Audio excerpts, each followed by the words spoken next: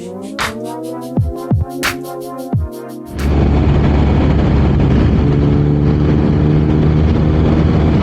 friends, I'll take this time to just let people know, what does this feel like to ride on the highway, the RS?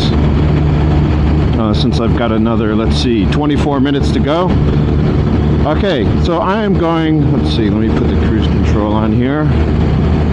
Okay, I am going 80 miles an hour. The speed limit is 75. So I'm just going a little bit over that. No, actually I'm going 82 now.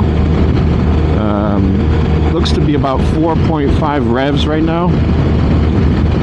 And I'm coming up to traffic, so I gotta slow down a little bit. Alright. So vibration wise, that's the big one. If you're gonna munch any miles on a bike, you gotta know, is it, you know, comfortable in terms of ergonomics, but it, you know, does it also vibrate your teeth out? Right now, through the handlebars, I have no bar risers. I've got the stock set up for the kind of pseudo clip-on bars.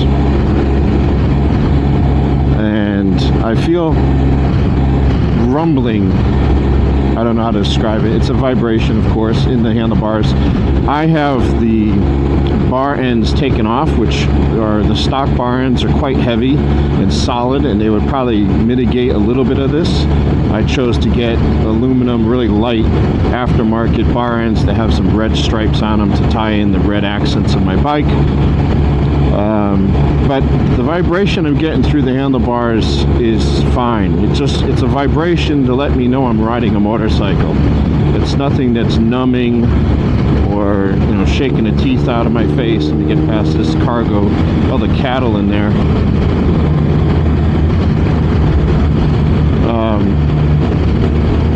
Yeah, so the handlebar is fine. There's a vibration. I'm riding a motorcycle. The next is my seat. I can feel a slight, tiny vibration in the seat. Again, nothing that is going to make anything go numb. And then down to the foot pegs. So those are kind of the three areas you're going to feel vibrations usually on a bike. Foot pegs, let me see here. Very similar to the handlebars. It's a vibration in my feet that lets me know I'm on a motorcycle, I'm on a Boxer twin engine. There's going to be some rumbling and vibrating. Nothing that's numbing. Totally doable for many miles. I did ride, I don't know if it was just out of tune or what was wrong with it or if things needed to be tightened up, but I did ride an R18 more than once on a test ride, and I never really had problems with it. It does shake back and forth to the left, you know, really hard when you start the bike, or if you're sitting at a red light and you rev the bike, you can feel it shimmy. But again, it's a Boxer twin, it does vibrate, but I was test riding one, and that thing like buzzed the heck out of my hands and my feet. I don't know if it was out of tune or what was going on with that, or if things need to be tightened up, but my hands and my feet started going numb on that bike. But in defense of that bike, well, not that particular one, but the R18 in general, I've test roaded them before, and I never really had that problem, other than that real hard shake to the left when you started. Those pistons are so big in that engine when you start it, it just, you know, the whole bike goes boom to the left, and so you got to be ready when you start it, otherwise it might buck you off. But yeah, so there it is, the riding the RS on the highway. Vibration a little bit. The mirrors are vibrating so that I can see what's going on, no problem, but everything is a little bit blurry because of that shake or that slight vibration. So this is not a K1600 or an inline 6 or a flat opposing 6, which is like smooth as glass. Now in terms of wind, I've got this aftermarket kind of wind deflector, wind spoiler that's attached to my windscreen, and that cuts a lot of the buffeting. This stock, I don't have the stock windscreen anymore. I replaced it with a Puig racing screen, which is pretty much exactly the same size, just as I got it because it's a smoke color, and I like that smoke color. I tell you, with the dark bike, it looks cool. With that, it has two positions, up and down.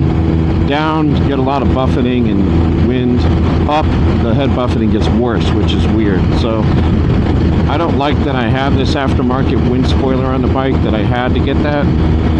But I got it just for the fact that I'm doing these moto vlogs. Like right now, I'm sure you can hear me, and I know you can hear the wind, but at least you can understand what I'm saying. Without this wind spoiler, it would just be so loud you wouldn't be able to hear me, and it would be annoying to listen to. So for wind coverage, my whole chest is, you know, if you did get this little wind spoiler, it's $30 on Amazon, by the way. It's real cheap. My whole chest is fine. No air hitting my chest at all. No wind hitting my helmet, other than the tops, the very top and the sides on the top. I can feel it, but it's clean air. It's not like vibrating or my helmet, or you know, making anything, you know, uncomfortable. And the forearms, the tops of my forearms are getting some wind, and a little bit of my shoulder, but that's mostly the crosswind from the high winds today.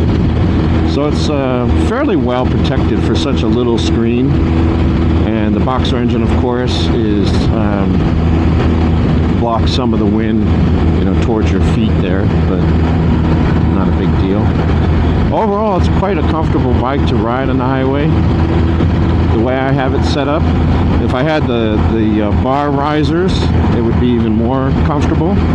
But again, if you've watched my videos, I don't like the bar riser look, because it puts the bars up too high, and then the sporty RS starts to look more like an adventure bike, which I don't like. But that's it. So any questions about riding this on the highway, let me know. I think I kind of covered everything, but comments and suggestions, insights, always welcome.